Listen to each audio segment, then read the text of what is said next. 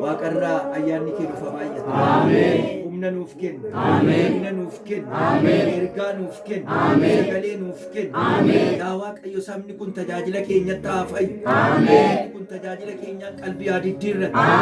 Sabni kun yaa Waaqayyo dadhabbii isaatti jajjabaatee caba isaatti dhidhiibamee dhukkuba isaatti fayyee gaaffii isaatti deebii argatee gara mana isaatti akka nu deebi'uuf maqaa Yesuus Kiristoos gooftaa keenyaan ati nu gargaari. Duba dura bu'an faarfattoota faarfannaadhaan tajaajilan yaa Waaqayyo kan lallabu kan kadhatan kallattii hundumaarra tajaajila guyyaa har'aatti kan bobba'an hundumaa gooftaa keenyaa sitti dabarsinee laanna sammuun isaanii qalbiin isaanii hafuurri isaanii lapheen isaanii hundumtinuu hafuura kee qulqulluudhaan kan geggeeffame haa ta'u. Kan bitame haa ta'u. Gooftaa keenyaa dubbatanii tajaajilanii tajaajila kanatti immoo ofiis fayyanii sabni kunis itti fayyee gara mana keenyaatti akka deebinuuf haa ta'u hunduma keenyallee nu gargaara. Seexannii fi akeekni isaa karoorri isaa hundumtinuu qilleensa irratti kan hidhame haa ta'u. Irrattis lafa kanaa gadi dacha keessattis maqaa Yesuus Kiristoos nama Naazreetichaatiin raawwatee kan hidhame haa ta'u. Kee immoo dhowwaa tokko malee nuuf haa gadhiifamu. Ayyaanni kee olii waaqarraa nuuf haa baay'atu. Inni kee gubaa'ee kanarra haa buufatu. Yaa Waaqayyo tajaajillee tajaajilamnee ulfinni isaa immoo walitti qabamees Waaqayyo duwwaadhaaf haa ta'u. Kana hundaa murannoo gootaa ulfaatu. Asatti nu jaallattee ilma kee gooftaa keenya fayyisaa keenya Yesuus Kiristoosiin. Ameen.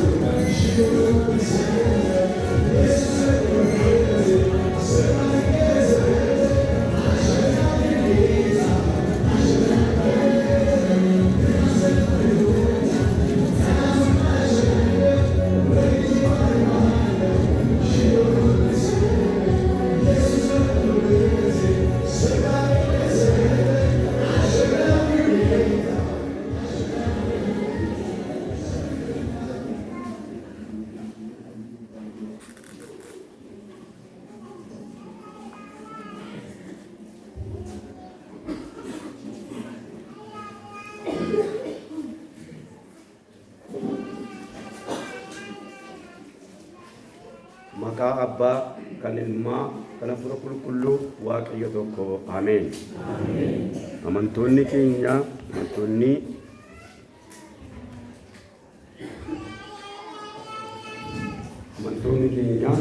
amantoonni waldaa kan ibsu gaarii akkasumallee namoonni wajjin waaqeffachuudhaaf gidduu keenyatti argamtan hundumti keessan akka mul'atan Kunin jedhaa maqaa gooftaa Yesuus Kiristoosiin nagaan siif haa baay'atu. Sirna waaqeffannaa keenya kanuma kanaa hin eegallaa cuuphaa qulqulluun qabaannaa kanaa fi macaafa faarfannaa gara Waaqayyoo keessaa kan ittiin waaqeffannaa keenya eegallu faarsaa 139 faarsaa lakkoofsa 139 fuula 66 kan jiru walii wajjin faarfachuudhaan hin eegalla. Gammadii faarfadhu lubbuu koo Yesuusiin gammadii faarfadhu lubbuu koo Yesuusiin raaree cubbuu keessaa kan dhufee si baasee dhiiga isaatiin si qulqulleesse jennee walii wajjin faarfachuudhaan hin eegalla. Gammadii faarfadhu lubbuu koo Yesuusiin gammadii faarfadhu raaree cubbuu keessaa kan dhufee si baasee dhiiga isaatiin si qulqulleesse. Gammadii faarfadhu lubbuu koo Yesuusiin gammadii faarfadhu lubbuu koo Yesuusiin raaree cubbuu keessaa kan dhufee si baasee dhiiga isaatiin si qulqulleesse.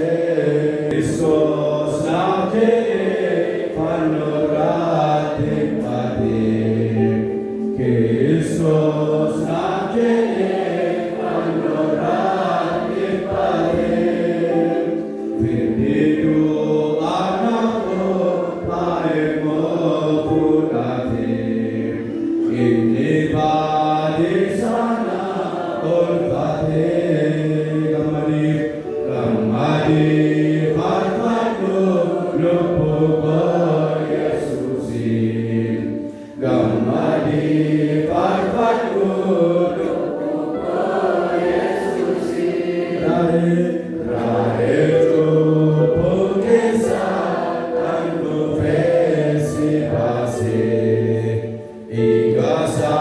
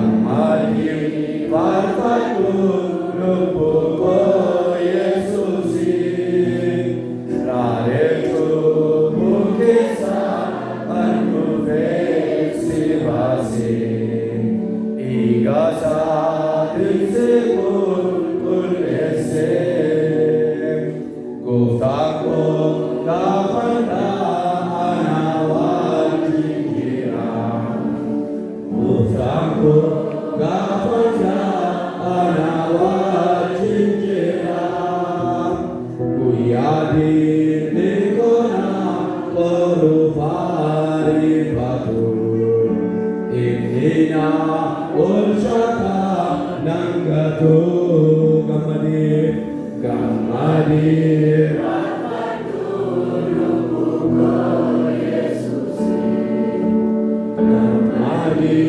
Fafadu lupuko Yesusi Aretu bukesa kanu fesi basi Igasa isiku kulese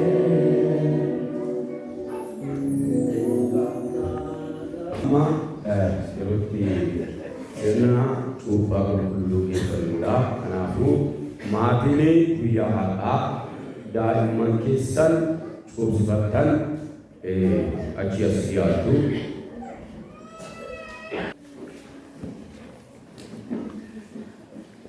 kalani siya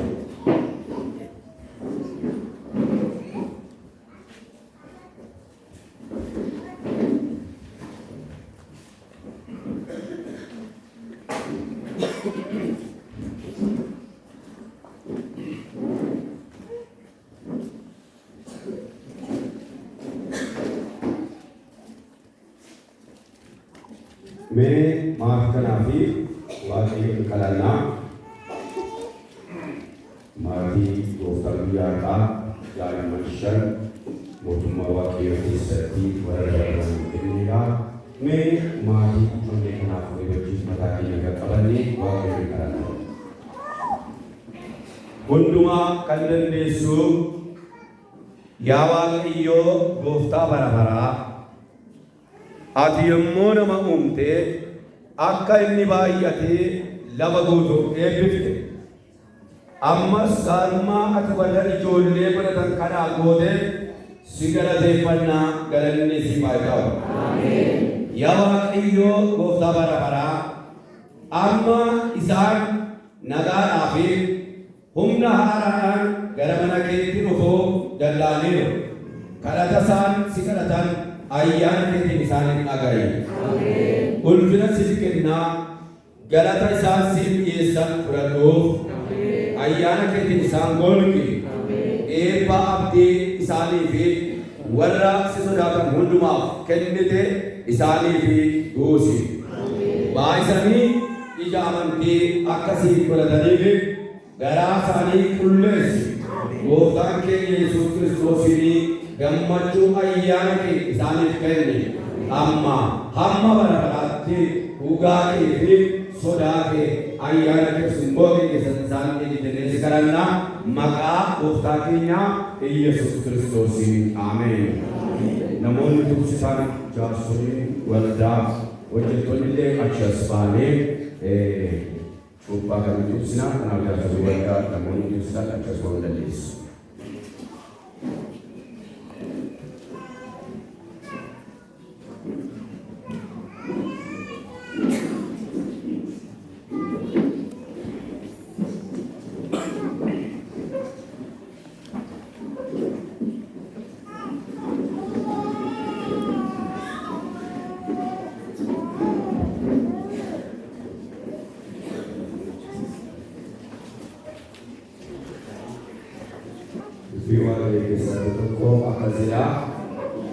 Waaqayyo namni hundinuu akka fayyu dhugaa beekuu bira sakka ga'u hin jaallata.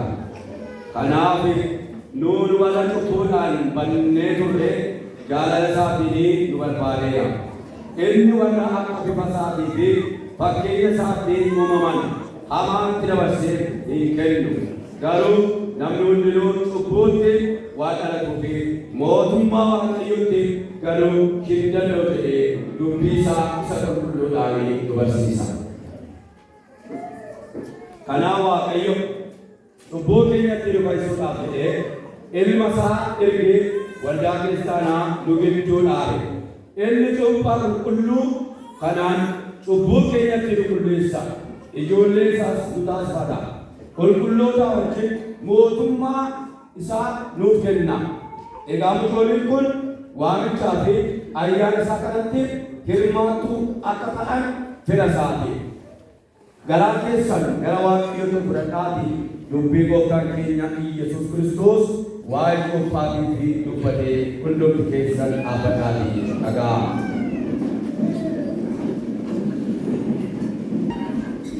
Gooftummaan hundinuu waaqa irratti lafa irrattis anaaf kennameera.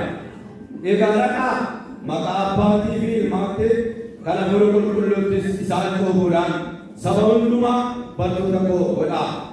Waan ani isin abboonni hundumaa eeguu isaan barsiisaa.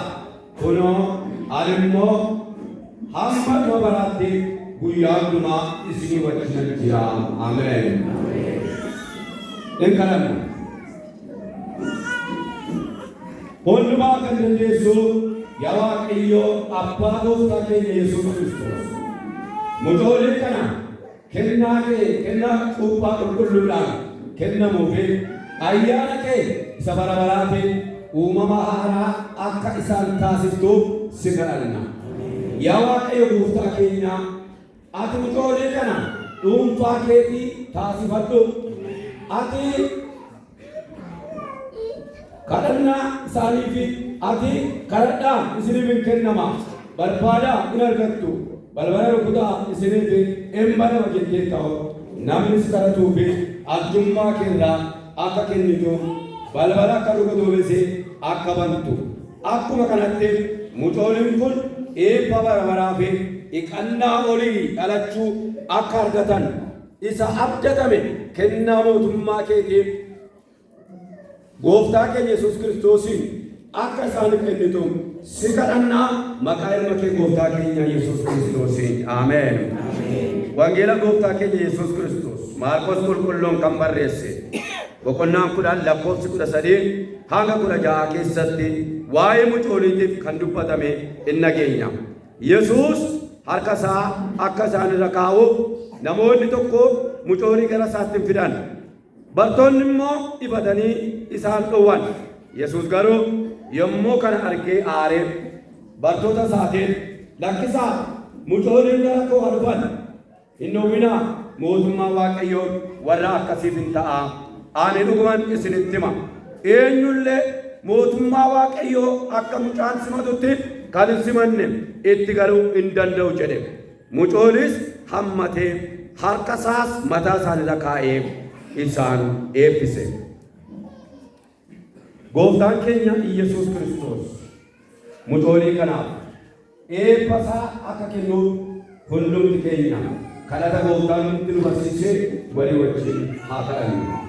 Yaa Abbaa keenya Waaqa irra kan jiraattu maqaan kee haa qulqullaa'u, mootummaan kee haa dhufu, jaalalli kee Waaqa irratti akka ta'u akkasuma lafa irrattis ta'u.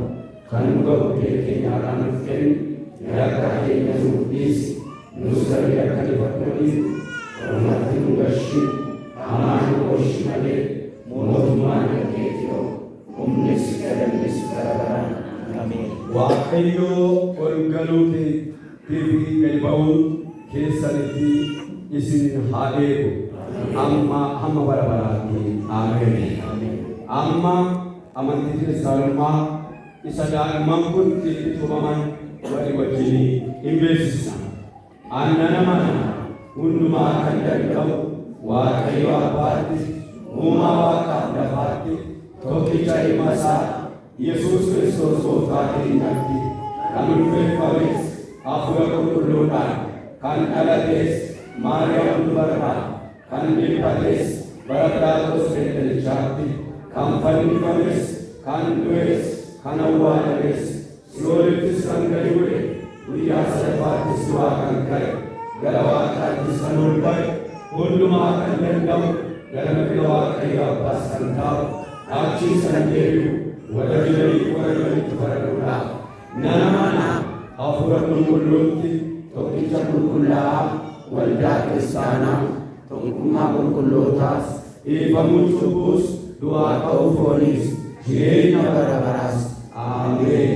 Sadaqee kanatti akka jiraannu gooftaan nu akka gargaaru amantoonni yoonaa. Naaflee jalatti.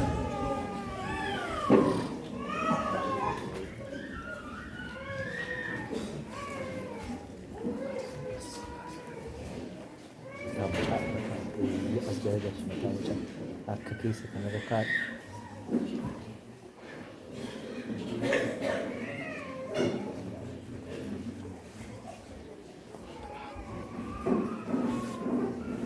dammaqsaa ijoollee warra rafan.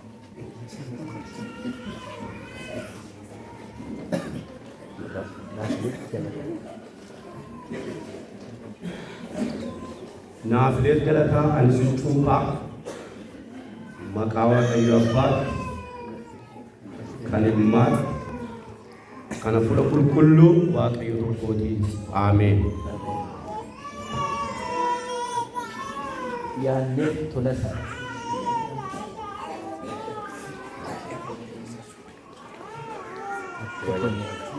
Yeah.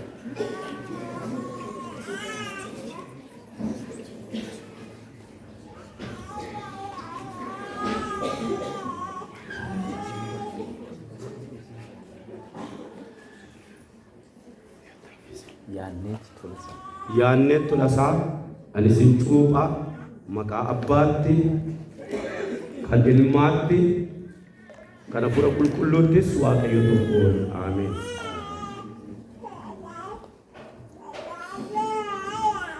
Roobeeraa Iddoosaa.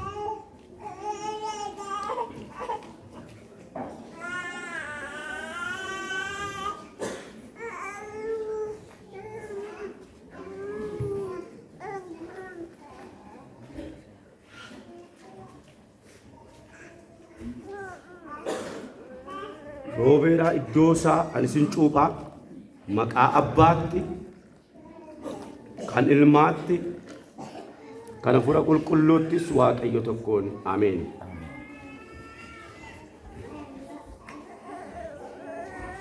Barii Maqoonnee.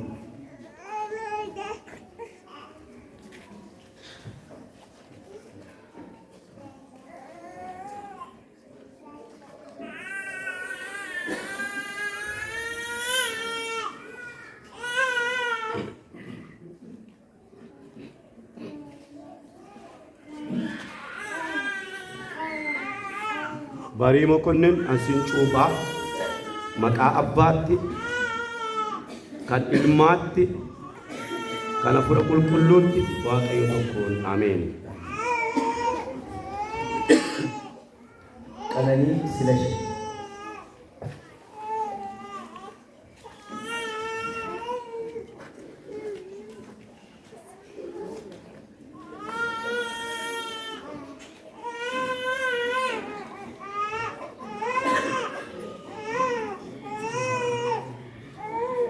Qananii Silashii ani sin cuuphaa maqaa Abbaatti kan Ilmaatti kan Hafuura Qulqulluutti Waaqayyo tokkoon. Ameen.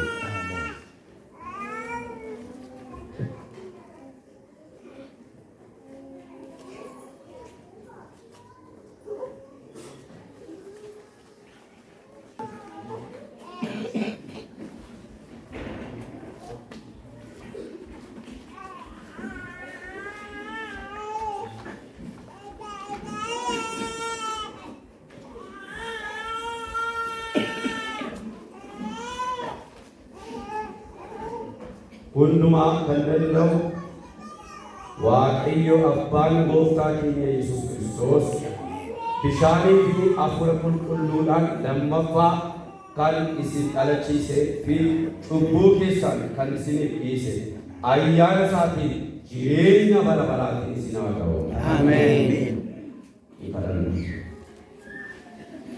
Hundumaa kan dandeessu yaa Waaqayyo Gooftaa bara baraan jiraattu yaa isa Waaqarra jiraattu abbaa gaarummaadhaan guutuu waldaa kiristaana kee isa qulqulluu gaafa hundumaa humna keetiin waan eegduuf waan baay'iftuuf amma immoo mucoolii kanaaf cuuphaa qulqulluudhaan haaraatti lammaffaa dhalachuu waan kenniteef garaa keenya guutuu si galateeffanna.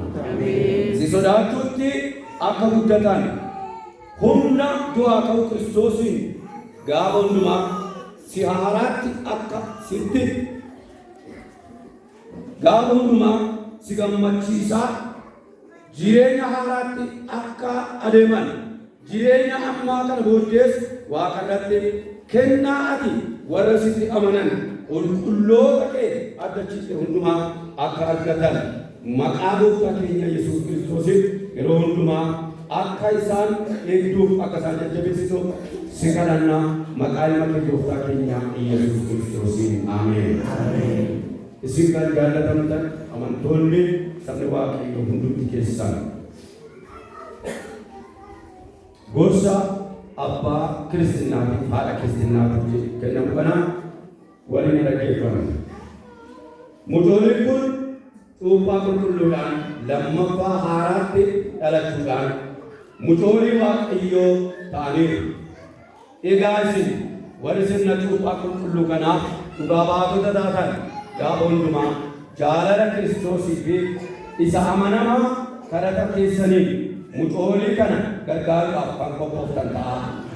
Abbaan haadha isaanii wajjin taatanii akka isaan eegdaniif adaraa jedhamtanii kun hojii keessan ta'uusaa garaa keessa siifamuun addumaan immoo ijoollummaatti abbaa kee baatee yeroo yoo irra hin jirre isa fudhatan cuuphaa qulqulluu kanatti amanamanii akka guddatan gorsaa fi dubbii Waaqayyootiin eegaa. Kanaafis Waaqayyo ayyaana isaa isin babaayisu. Ameen. Dur kan ture ammas kan jiru bara baraan kan jiraatu Waaqayyo keenya galanni ulfinni waan haa ta'u. Ameen. Nagaa Waaqayyootiin eebbifaa. Mee amantoonni dhimma jiru harka keenya walitti fuudhuudhaan kunneen Waaqayyo Waaqa daandii guddaa guddaa ini harka keenya walitti fuudhuun Waaqayyo.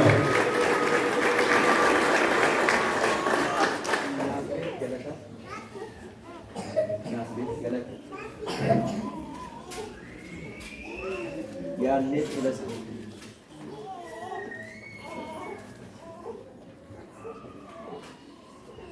Obira dus.